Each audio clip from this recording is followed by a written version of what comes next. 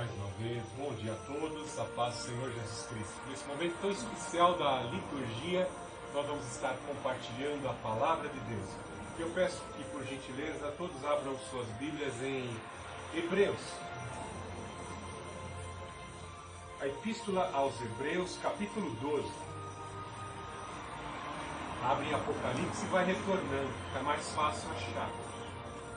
Encontrar a Epístola de Judas, as 3 Epístolas de João, a Epístola, as 2 de Pedro, e Tiago e Hebreus. Hebreus capítulo 12. Amém? Todos acharam? Vamos ver os primeiros versículos. Portanto, também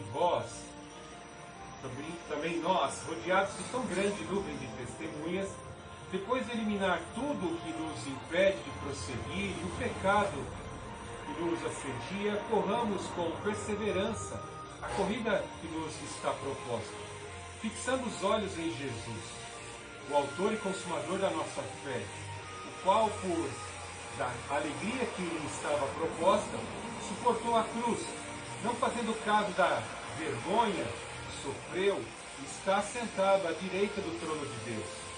Assim, considerai aquele que suportou tal oposição dos pecadores contra si mesmo, para que não vos canseis e fiqueis desanimados. No combate contra o pecado, ainda não haveis resistido até ao ponto de derramar sangue. Já vos esquecestes do ânimo de que ele vos fala como a filhos? Filho meu, não desprezes a disciplina do Senhor, nem fiques desanimado quando por ele és repreendido. Pois o Senhor disciplina quem ama e pune a todo que recebe por filho. Visando a disciplina que perseverais, Deus vos trata como filhos. Pois qual é o filho a quem o pai não disciplina? Mas se estáis sem disciplina, da qual todos se têm tornado participantes, então não sois filhos, mas filhos ilegítimos. Além disso, tínhamos nossos pais humanos para nos disciplinar, e nós os respeitávamos. Logo, não nos sujeitaremos muito mais ao Pai dos Espíritos, e assim viveremos? Nesse mesmo capítulo 12, vamos para o verso 12. Portanto, firmai as mãos cansadas e os joelhos vacilantes. Endireitai os caminhos para os vossos pés, para que o banco não se desvie, mas, pelo contrário, seja curado. Procurai viver em paz com todos e em santificação, sem a qual ninguém verá o Senhor. Vai no verso 16. Ninguém seja imoral ou profano como Esaú, que por uma simples refeição vendeu o seu direito de primogenitura, porque sabeis que, mais tarde, querendo ele ainda herdar a bênção, foi rejeitado, e não achou lugar de arrependimento, ainda que o buscasse com lágrimas. Oremos neste momento. Deus Altíssimo, Deus de amor, Deus de poder, nós te amamos, nós te adoramos, nós te engrandecemos. Nesse dia, com muita felicidade, satisfação, com muita voluntariedade, queremos pregar a Tua Palavra, o que está escrito, Pai Santo. Traz, Pai Santo, por meio deste canal de comunicação, a iluminação, a verdade aos nossos ouvidos, que mesmo enlutados, que mesmo em dificuldades, travando batalhas contra nós mesmos, possamos vencer e prevalecer pela Tua força, pela mensagem do Teu sacrifício, em nome do Senhor Jesus Cristo. Que olhando para Ti, Pai Santo, também possamos vencer a nós mesmos e os desafios do mundo que estão diante de nós, os desafios da sobrevivência. Ora, vem, nos reveste com o poder e com a força do Espírito Santo para vencermos, para que nenhum de nós possamos nos gloriar, mas que possamos gloriar o Teu Espírito, o mesmo Espírito que Te ressuscitou dentre os mortos. Toma a nossa vida, toma as nossas enfermidades, toma as nossas feridas, toma a nossa causa na justiça, Pai, em nome do Senhor Jesus, e nos dá a vitória, porque Tu és varão de guerra que vai adiante de nós, porque Tu és médico dos médicos, porque Tu és o nosso advogado, Ó Senhor Jesus Cristo, no Teu nome te suplicamos, no Teu nome, na Tua autoridade, Pai Santo, repreendemos agora, pelo fogo do Espírito Santo, os inimigos da mensagem, os inimigos do Evangelho, a nossa idolatria, em nome do Senhor Jesus Cristo. Insere em nós a verdade da Tua palavra, porque o Mestre assim ensinou. Vós já estáis santificados por meio desta palavra. Glorificamos assim o Deus Altíssimo, glorificamos o Senhor Jesus, glorificamos o Santo Espírito. Amém. Que palavra de exortação, tanto pesada para os hebreus naquela circunstância. Nesse período em que a igreja já tinha até um certo tempo de existência, aproximadamente entre o ano 62 ou 67, em que esta carta foi escrita, vemos que ele traz uma mensagem profunda e até enérgica para que aqueles que se tornaram cristãos, diante das lutas e das dificuldades e do receio em retrocederem na fé, pudessem assim, lendo esta passagem, ouvindo essa mensagem, pudessem avançar no alvo que foi proposto. O alvo é o Senhor Jesus Cristo, que foi assim entregue pela mensagem, inserido aos ouvidos, pelos sinais, através da visão naquela época, e agora eles faziam parte de um reino eterno. Um reino que, de certa forma, naquela época, poderia ser um tanto que incompreensível pelas dificuldades que eles estavam passando. A primeira perseguição, a primeira onda de perseguição foi com base no judaísmo. O judaísmo, assim, tentou eliminar o Senhor Jesus Cristo, cabeça, eliminou alguns dos discípulos com o intuito de deter o crescimento do cristianismo. Mas o sangue dos mártires, o sangue dos cristãos, dos primeiros cristãos, começou a irrigar a terra e os cristãos começavam a se multiplicar, começavam a crescer, e depois vemos que essa intensa perseguição fez com que os cristãos assim fossem espalhados e pudessem assim levar a mensagem do Evangelho aos confins da terra, cumprindo a ordenança profética do Senhor Jesus Cristo, que do alto recebereis poder e sereis minhas testemunhas na Judéia, em Judá, Jerusalém, na Judéia, Samaria e aos confins da terra. O poder do Espírito Santo, o Espírito que ressuscitou o Senhor Jesus Cristo dentre os mortos, fortalecia a igreja, revigorava a igreja, mesmo sob intensa perseguição, a levarem o Evangelho. A segunda e mais terrível onda de perseguição foi desencadeada por Nero. Nesta época em que Nero era imperador, foi intensa a perseguição ao ponto do cristianismo ter que assim se desenvolver na clandestinidade.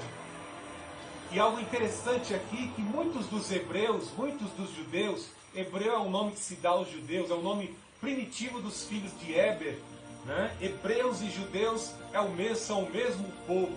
Eles viam na liberdade que o judaísmo tinha de ser pregado, de ser desenvolvido nas sinagogas, um local de refúgio. Mas o escritor de Hebreus é bem enfático em demonstrar em toda a epístola que o judaísmo não salva. Vemos que até os dias de hoje muitos judeus ortodoxos creem na lei de Moisés, creem nos profetas e estão esperando a primeira vinda do Messias. O Senhor Jesus Cristo já veio, efetuou, cumpriu a lei, cumpriu as profecias, mas os judeus ainda estão esperando o Messias. Nós cristãos já estamos esperando a segunda vinda do Senhor Jesus Cristo, do Messias, e eles ainda estão esperando a primeira. Veja, coisa terrível que é a cegueira espiritual. Muitas vezes o Senhor Jesus Cristo já veio na tua vida, já te entregou a mensagem, já revelou algo íntimo de você, que só você e Deus sabiam, mais ninguém. E mesmo assim você ainda está resistente à voz do Espírito Santo. Os fariseus eram uma categoria de pessoas terríveis. Quando o Evangelho assim se desenvolveu na Judéia, principalmente em Jerusalém, muitos fariseus se converteram e ficaram tanto que receosos em sair do judaísmo e ir para o cristianismo, porque achavam que havia uma necessidade rígida e restrita de obedecer os critérios da lei de Moisés. Mas vemos que outros não resistiram, e como o apóstolo Paulo, assim perseguiam o cristianismo, dizendo que eles eram blasfemos e era uma seita subversiva. O escritor de Hebreus desmonta toda a estrutura do judaísmo, demonstrando que o judaísmo não tem condição alguma, não tem competência alguma para salvar os filhos de Deus. Não adianta oferecer sacrifício, não adianta obedecer à lei, à prática de boas obras. O apóstolo Paulo é bem enfático em dizer que ninguém vai se tornar justo pela prática de boas obras. A lei de Moisés, ela não tem competência para salvar. A lei de Moisés, ela veio para demonstrar a santidade de Deus. No capítulo 12 de Hebreus, do verso 18 em diante, ele faz um contraste entre dois montes.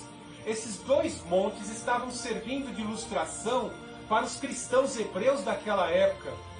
Veja que ele fala no verso 18: ainda não chegaste, e fala acerca do monte onde Deus se revelou. Aqui é o texto de Deuteronômio, o texto de Êxodo, quando a nação de Israel é salva depois dos terríveis juízos, de um terrível longo cativeiro. O povo é levado ao Monte Sinai para um casamento, para assim, por confissão, formarem uma aliança com Deus. E veja aqui a manifestação do Deus Altíssimo, que haveria de desposar Israel, que haveria de desposar o povo. Foi uma visão terribilíssima. No verso 19, veja no verso 18, no 12, 18, ainda não chegasse a um monte palpável e em chamas, em escuridão, em trevas a tempestade. Porque essa foi a manifestação terrível de Deus numa terra maldita. Imagine que Deus teve que derrotar todos os deuses do Egito, demônios que eram cultuados no Egito. Além de ter exposto que aqueles deuses eram incompetentes, agora Deus se mostrava no Sinai como o único Deus, o Deus Todo-Poderoso. E os sinais que o acompanhavam, escuridão e trevas, aquela nuvem que escureceu o sol, e com tempestade. Vejam que a presença de Deus no Sinai foi acompanhada de anjos tocando em clangor de trombeta, exaltando a sua santidade. Imagine que Moisés teve que ficar durante 40 dias em consagração, em santidade, para poder ser mediador daquela dispensação que se iniciava. A santidade de Deus exigia Moisés santificação. Chegai-vos a mim em santificação. Veja no verso 14: procurai viver em paz com todos e em santificação, sem a qual ninguém pode ver a Deus.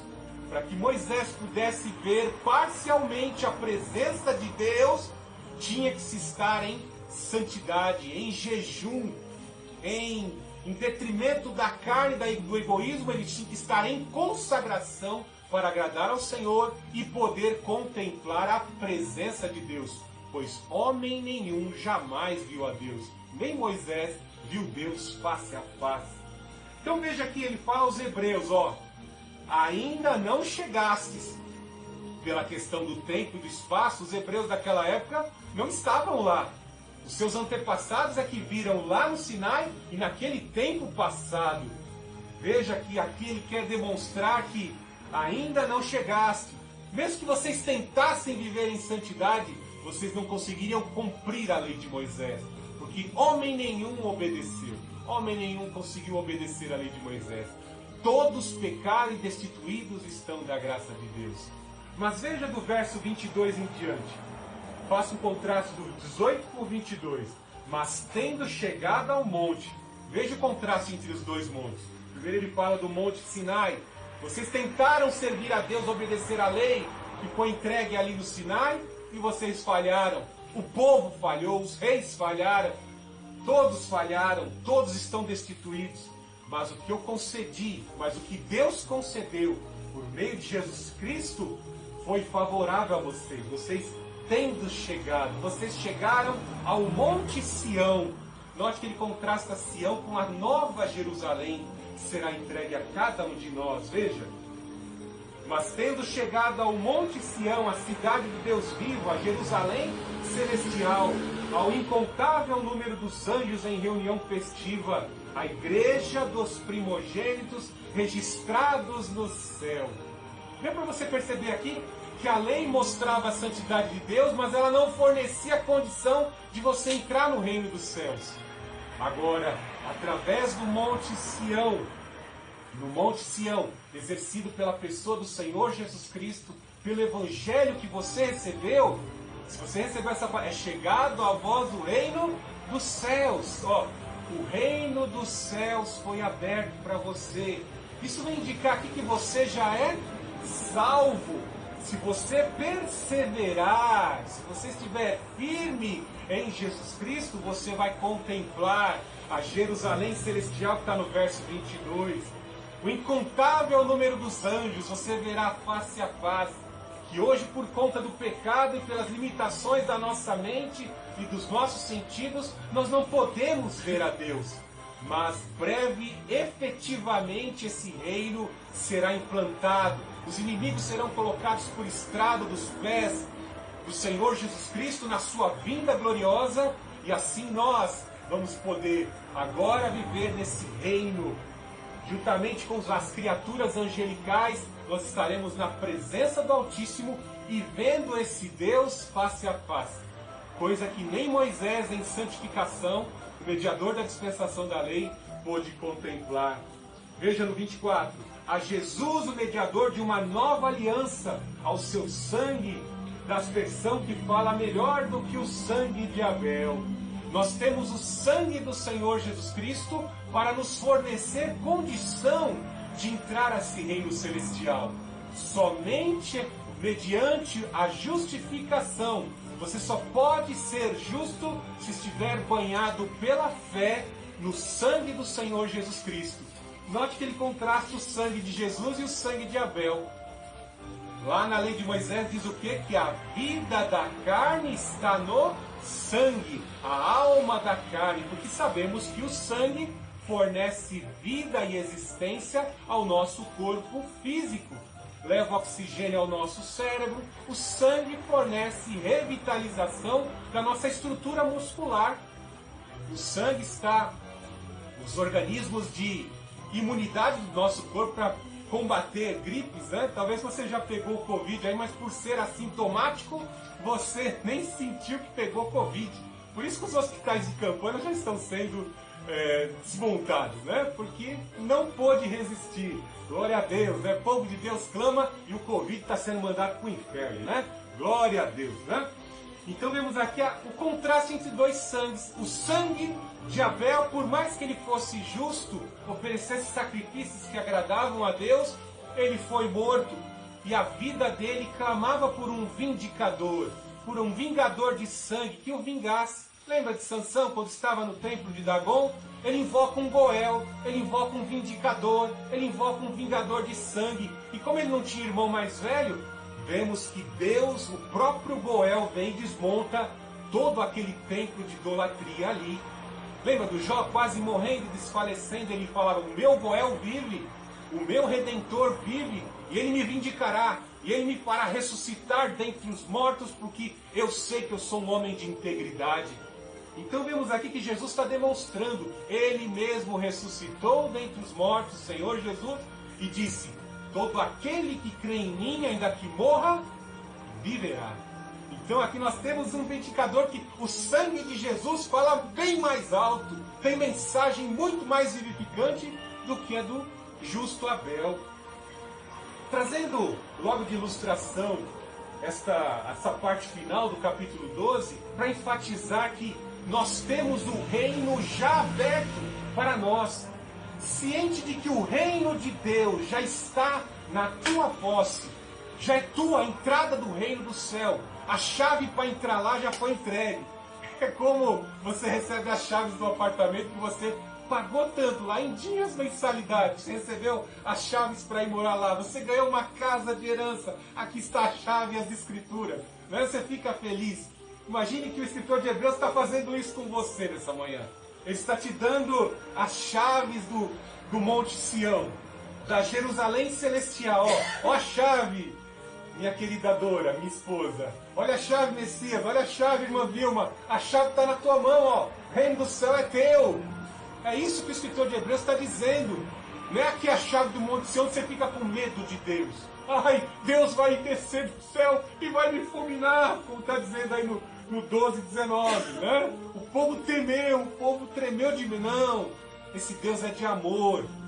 Amou tanto a humanidade que deu como chave para entrar. As chaves de Davi estão nas mãos de quem? Lá no texto da igreja de Filadélfia fala bem claramente quem é que está com as chaves do reino de Davi, o reino eterno, né? Quem? O Senhor Jesus, né? Ele entregou essa salvação. Então nós já estamos tendo em posse essa mensagem. É muito importante que para efetivamente entrarmos nesse reino, nós sigamos algumas orientações. Para podermos entrar nesse reino que já nos foi concedido, a coroa já está na nossa cabeça, nós temos que seguir algumas orientações. Veja que a carta é bem pessoal no capítulo 12, porque ela é uma continuidade, uma extensão dos heróis da fé que estão relacionados aí no capítulo 11. Veja que os grandes heróis da fé aqui, eles almejavam entrar na Nova Jerusalém, no reino celestial, ver o Messias, mas por conta da sua limitação de tempo na terra, suas limitações humanas, eles morreram. Alguns obtiveram grandes vitórias, mas morreram. Alcançaram muitas promessas, mas morreram e não viram o Senhor Jesus face a face. Mas veja aqui que ele fala, utilizando-se desses exemplos, veja, portanto também nós, rodeados de tão grande nuvem de testemunhas. Você está cercado de testemunhas. Deus deu um livramento para minha esposa essa semana. Às vezes, né, aqui, nesse bairro aqui é terrível. Existem a sinalização, semáforos, mas tem pessoa que anda na contramão, motoqueiro que anda na contramão como verdadeiros cachorros loucos, né? É o apelido deles, né? Dirigem desgovernadamente, em desobediência à lei, e quase ali atingiu a minha esposa. Que livramento de Deus, né? Deus pôs a mão e salvou minha querida Dora aqui, impediu que ela sofresse esse agravo terrível, né? Glória a Deus, ela está aqui do meu lado me apoiando em intercessão, né? Acidentes de moto são realmente horríveis, né? Não quero nem lembrar do último falecimento que tivemos aqui de uma pessoa próxima à igreja por conta de acidentes de moto, né? Então estamos cercados de testemunhos. Os heróis da fé são os testemunhos que vão estimular a nossa fé. Porque muitas vezes é assim, tá? Nós ouvimos o Evangelho do Senhor Jesus Cristo e, de repente, após ouvirmos o Evangelho, nós somos deslocados do reino das trevas, como disse o apóstolo Pedro, e somos, assim, recolocados como filhos de Deus agora no reino da luz. E as trevas militam contra a luz. As trevas querem apagar a luz, mas jamais vão poder apagar. Mas a natureza humana, como eu disse, por ser limitada, por ser fraca, propensa ao erro por conta do pecado do nosso primeiro irmão, Adão, o diabo vai tentar se aproveitar desta brecha que são as falhas da propensão da nossa natureza. E ele vai tentar nos retirar do caminho da santidade. E cientes desse problema, nós temos que estar nos revigorando em Deus para poder cumprir essa jornada. Primeiramente, a orientação é de estarmos olhando para esses testemunhos de vitória. Quando relacionamos as nossas vidas, as nossas necessidades, as dificuldades, nós vamos encontrar semelhança com as experiências dos heróis da fé. E eles tiveram fé e estão ali marcados, pontuados na história para nos estimular, para que nós continuemos firmes, como Abraão, que ali, esperando a promessa de Deus, Deus o traz para fora da tenda e fala, olha para o céu, está escuro, né? Mas veja a iluminação das estrelas, bem assim vai ser tua descendência. Essa promessa cumpriu ou não se cumpriu? Veja Israel, até os dias de hoje, tomando posse da terra que Abraão peregrinou. Isso mostra que Deus não pode falhar em sua mensagem. Os judeus se espalharam por os 4 cantos da terra. Então, primeira orientação, estar atento às luzes, manter a mensagem de fé das testemunhas pontuadas ao longo da história do povo de Deus. Depois, eliminar tudo que nos impede de prosseguir e o pecado que nos assedia. Ciente da nossa natureza que é propensa ao pecado e aos vícios, como eu utilizei na introdução dessa mensagem hoje, em diversas fases da nossa vida, o diabo vai vir disfarçado, né? Olha para a sua vida mesmo, ou para a vida do seu filho que está crescendo, né? Ele vai colocar alguns ídolos na vida dele. Ele vai colocar alguns ídolos, como você colocou muitos ídolos na sua vida, né? Veja a criança lá que cresce e ela gosta do Ben 10. Veja a criança que cresce e gosta do Super-Homem, do Batman. Veja que a meta desses personagens é de roubar a adoração que é devida ao Senhor Jesus Cristo. Veja que a DC Comics criou até o Hellboy, o menino do inferno. É um menino diabo que veio do inferno, cresceu, foi doutrinado pela CIA para ser o protetor do mundo. Veja que o diabo se disfarça por uma espécie de herói nacional que salva o mundo. Veja alguns jovens que crescem e começam a cultuar os times de futebol, né? E cada time de futebol às vezes tem um santo padroeiro, né? Tem o Corinthians aí, que é uma religião. É uma religião sim, os jogadores são idolatrados, o técnico é idolatrado, tem até o São Jorge lá, né? Oferendas são assim entregues aos deuses, aos ídolos, para que o time possa obter resultado em campo. São ídolos que vão sendo colocados. As grifes. Veja que por trás de toda grife tem alguém que tem desvio de conduta moral, que cria uma roupa estranha lá. Veja o engenheiro que consagra o seu invento, o seu automóvel aos deuses. Nós citamos isso aqui na introdução da mensagem. Você vê que nos grandes institutos, das aeronaves que são construídas para ir ao espaço, recebem nomes de demônios e de ídolos. O apóstolo Paulo disse claramente que os ídolos são demônios. Veja o espírito acadêmico, a ciência, colocaram a ciência representada na deusa da razão, que é a Lucifera, que é a Lilith. Em todas as áreas encontramos idolatrias que de certa forma vão flertar, né? Vão fazer o homem flertar, adorar, venerar em todos os estágios da vida. Veja o sexo, veja a idolatria que algumas pessoas têm com relação ao sexo, e veja o sexo quando sai dos padrões de Deus, o que ele proporciona? Adultério, destruição da vida pessoal e emocional do cônjuge, destruição da família, destruição dos filhos. Veja que coisa terrível essa questão do sexo, o culto a Vênus disfarçado em literatura e entretenimento erótico. Então são ídolos que vão surgir, ídolos onde o diabo está disfarçado e vai tentar tirar você da presença de Deus. Por isso que ele fala aqui, eliminar, para que você seja bem sucedido nessa corrida, você tem que eliminar, lutar contra o seu eu que é propenso a adorar outro Deus. Na lei de Moisés era bem claro, não terás outro Deus diante de mim, eu sou o único Deus. Naquela época lá, Deus falava, eu não derrotei todos os deuses do Egito, eu não derrotei um por um. Vocês não se lembram dessa história? Nem a Ísis, nem Osíris, nem o deus Atom, nenhum deles pôde resistir contra mim.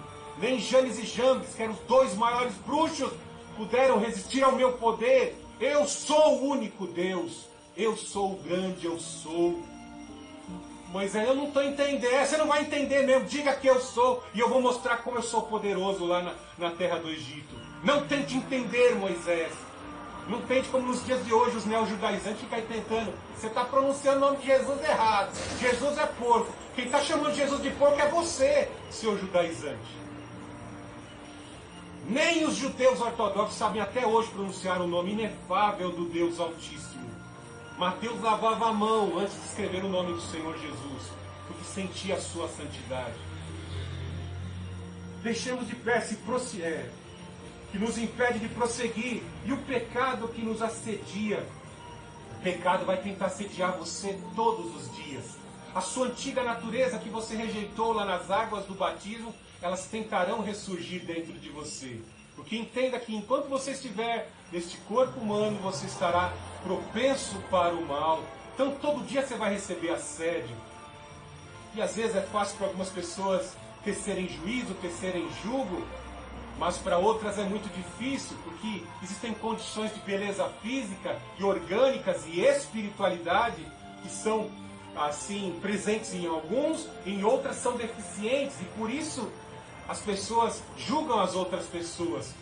Mas como um todo nós temos que lutar contra os nossos fantasmas internos, que estão dentro da nossa consciência, que estão inerentes à nossa natureza desde a queda do nosso primeiro irmão, o Adão.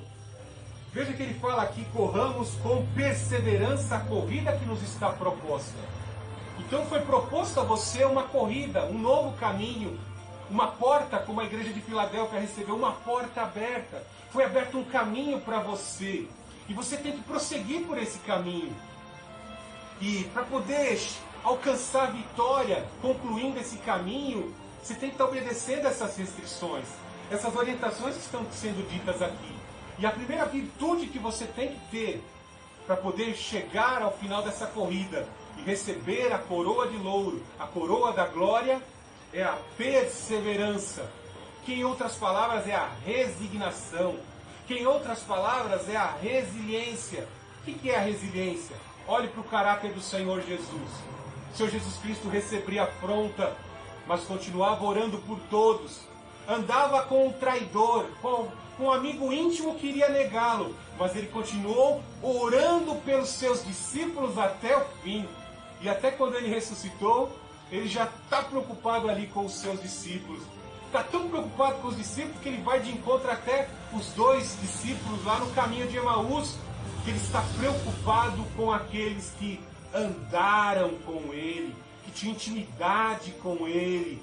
Então veja que o Senhor Jesus, o Deus Altíssimo, esse Deus que gera temor na humanidade secular hoje, ele tem amor aos seus discípulos, ele tem amor aos seus filhos. Por mais que seus filhos estejam sofrendo, por mais que seus filhos estejam passando por dificuldade, o Senhor Deus nos tem amor. Veja que ele fala, então você tem que ter perseverança, resiliência, ou seja, manter as suas características, as características iniciais do caráter de Cristo no seu caráter, mesmo que você sofra o agravo. Você sabe que aquela pessoa vai te trair, você sabe que aquela pessoa vai te ofender porque ela é indomável. Você anda muitas vezes com pessoas indomáveis, né? Já andou com pessoas indomáveis? Lá na fábrica onde eu trabalhei, tinham pessoas indomáveis, pessoas arrogantes, né? Pessoas que nunca pegaram uma Bíblia para ler, nunca leram, tá? Pessoas arrogantes.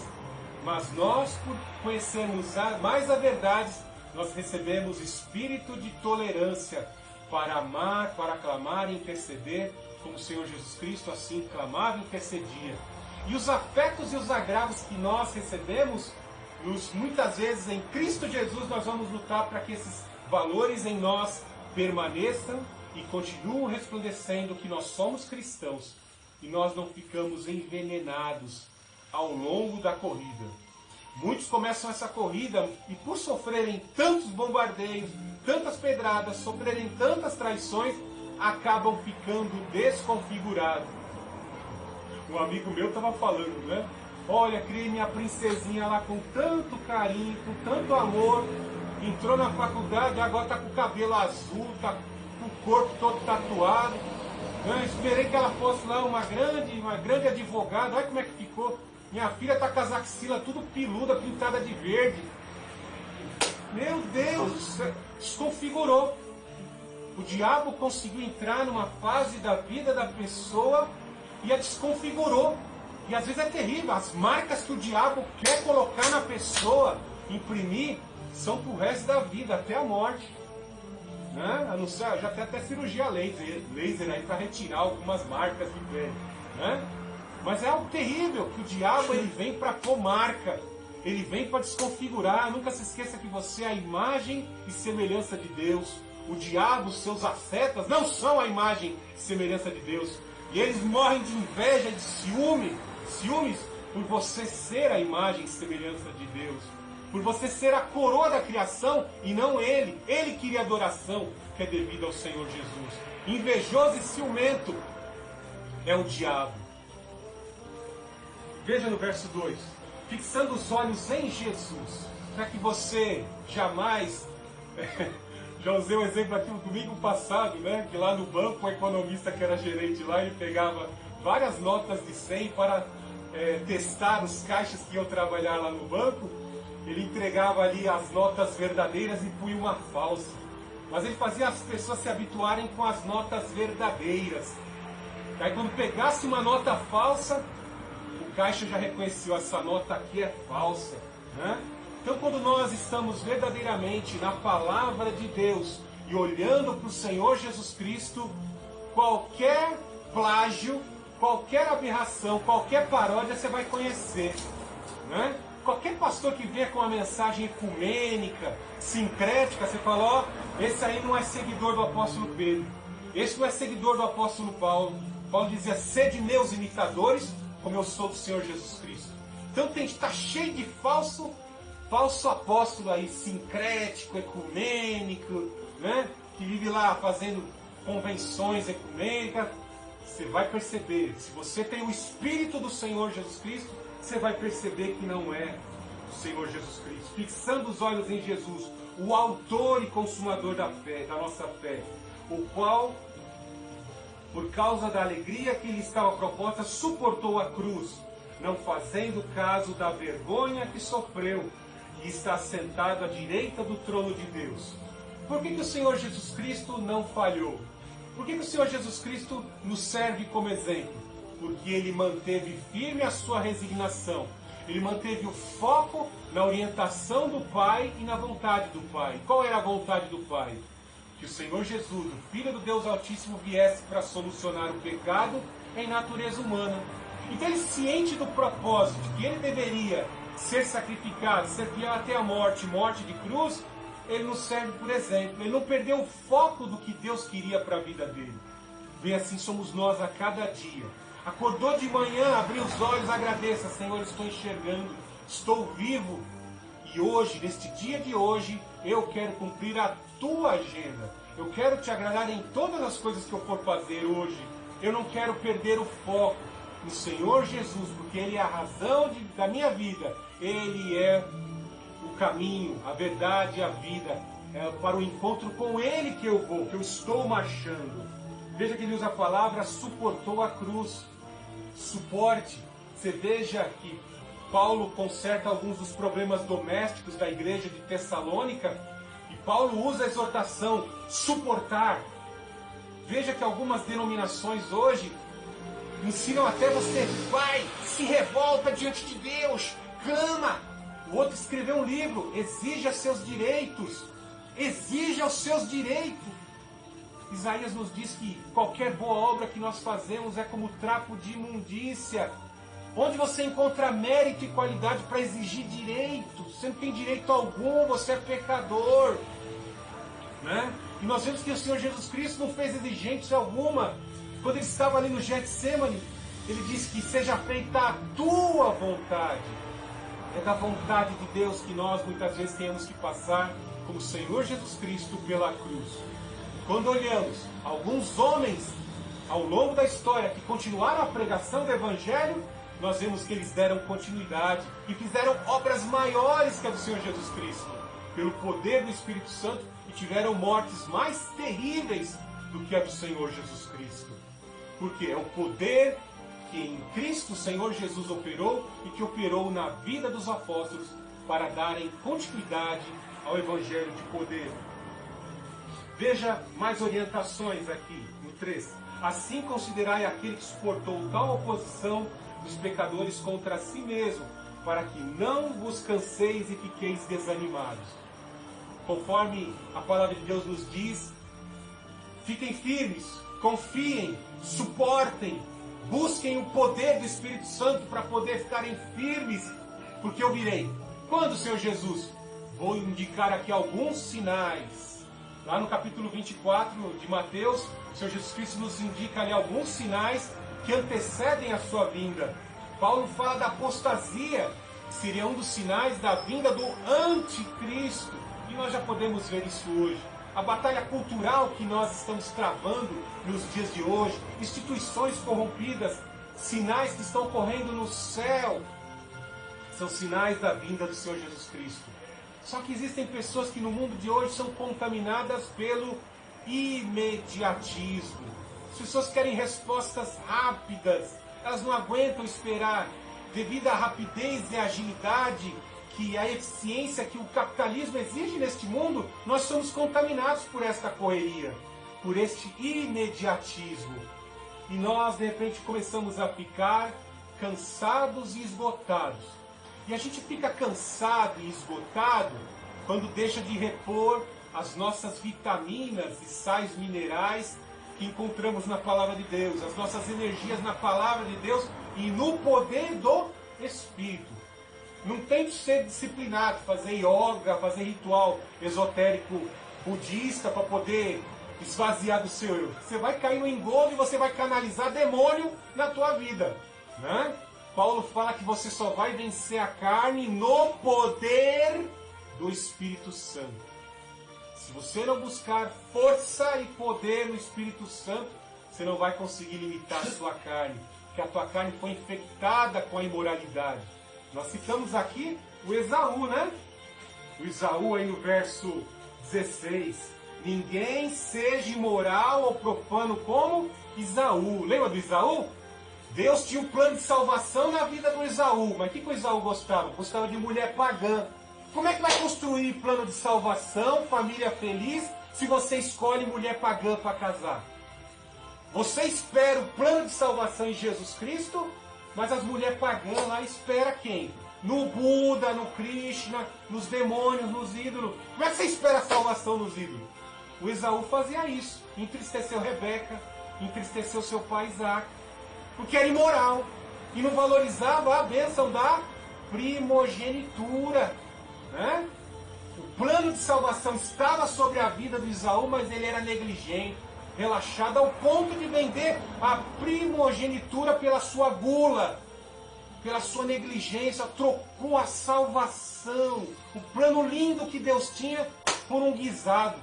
O Jacó, suplantador, falou: ah, você não quer? Eu quero, eu sou pecador, sou enganador, sou como aquele publicano que golpeava o peito. Eu sou propenso ao mal, mas essa salvação que está sobre o meu avô Abraão, eu quero para mim, eu quero. Tá, você quer? Toma o guisado, te dou porção dobrada do guisado, tá? Me dá a tua primogenitura. Vemos que nem com arrependimento, muito cuidado com a vida de negligência. Está cansado, mas não busca na palavra de Deus. Está perdendo a fé, mas não revigora. Está ficando cansado e não busca força no poder do Espírito Santo. Busca em tantas outras coisas, tanto entretenimento, mas não busca poder no Espírito Santo. Recebereis poder ao descer sobre vós o Espírito Santo. Você tem que lutar, você tem que suportar os desafios que estão na igreja. Porque às vezes por qualquer coisa a pessoa se afasta, perde a força. O escritor de Hebreus fala aqui também: não deixai as vossas congregações ciente da vinda iminente do Senhor. Como eu citei alguns instantes atrás, os sinais estão ocorrendo, é Jesus que está voltando. Isso quando o Senhor Jesus Cristo não volta, para uma pessoa que dá o seu último suspiro de vida. Para esses já não tem mais oportunidade alguma. Deu o último suspiro, ali já está decidido a eternidade, onde se vai passar a eternidade. Vida eterna ou morte eterna a todo instante. Não fiqueis desanimados, como diz no verso 12:3, porque no combate contra o pecado ainda não haveis resistido a ponto de derramar sangue. Olha como o escritor trabalha aqui a questão de lutar contra o nosso próprio eu. Não vai dar tempo eu terminar essa mensagem hoje, mas eu quero que a principal luta neste combate você aprenda. A luta contra você mesmo, contra os inimigos que estão na tua consciência, contra esses inimigos que vêm de fora para dentro, para tentar corromper você de dentro para fora, né? Veja que ele fala: no combate contra o pecado, ó, nós estamos lutando. E sem a força e o poder do Espírito Santo você não vai vencer. Se você deixar de alimentar o espírito com a palavra, com o devocional, com a oração, em participando da congregação dos santos, você não vai longe. Você não vai longe. Veja que ele fala que é a mesma coisa que os lutadores estão ali lutando. Eu estava vendo um exemplo terrível, né? Eu estava vendo alguns lutadores de MMA, eu não vou ter assistir não, porque são horríveis as lutas, né? Alguns lutadores ali, mesmo tendo o juiz, saem muito debilitados. Mostrou lá um lutador que teve os ossos da cara quebrados, fraturados. Os golpes desferidos pelo oponente foram tão fortes, mas tão fortes, chega a quebraram os ossos da cara, ossos da perna. Teve uma lutadora que teve a sua orelha arrancada com um golpe. O golpe pegou de raspão, mas foi desferido contra a orelha. Arrancou a orelha. Então, só com cirurgia plástica para recondicionar e restilizar o rosto daquela pessoa. Então aqui veja o quê? Que ele fala, não, na luta contra o pecado, vocês ainda não chegaram a derramar sangue. Né? Então na luta do boxe ou do MMA, às vezes sai lá um componente derramando sangue. Nós ainda não derramamos sangue. Se você olhar para você, você está aqui sangrando? Não, você não está. Pela comodidade que temos hoje de viver o Evangelho. Ainda é permitido, né? Ainda é permitido pregar o Evangelho, ainda é permitido aí você ir até a sua igreja para adorar, mas lá na janela 1040, ali debaixo de ditaduras islâmicas, você não pode andar com a Bíblia debaixo do braço, não, você é queimado vivo, você é crucificado. Já que você gosta tanto de andar com essa Bíblia, nós vamos te crucificar como Cristo, como disse o missionário Ronaldo Lidori. E por aí vai. Então você ainda não derramou sangue pela questão do Evangelho. O apóstolo Paulo disse que eu já estou prestes a ser derramado como oferta de libação pela pregação do Evangelho. O Senhor Jesus Cristo derramou sua alma na morte para que você pudesse ter vida e vida em abundância. E o apóstolo Paulo, pela pregação do Evangelho, se ofereceu em sacrifício. Pedro se ofereceu crucificado de cabeça para baixo. Outros tiveram a sua pele arrancada, vivos eles tiveram a sua pele arrancada, colocados em caldeirão de cobre fervente, foram totalmente ali mutilados e destruídos. E nós ainda estamos aqui, não derramamos sangue, e muitas vezes não fazemos sacrifício algum para nos mantermos no reino de Deus. É hora de nos conscientizarmos de quem somos e dessa corrida. Não se esqueça, temos que estar focados no Senhor Jesus Cristo. Ele é o alvo, Ele tem a verdadeira coroa. Os prêmios dessa terra, qualquer prêmio que você ganhar nessa terra, eles não poderão permanecer para a eternidade. Não poderão. Ninguém poderá resistir no dia terrível do Senhor. Que o Espírito Santo abençoe grandemente a tua vida nesta manhã de domingo. Mantenha-se firme, confessando a fé no Senhor Jesus Cristo. Ele é o único caminho, Ele é a salvação.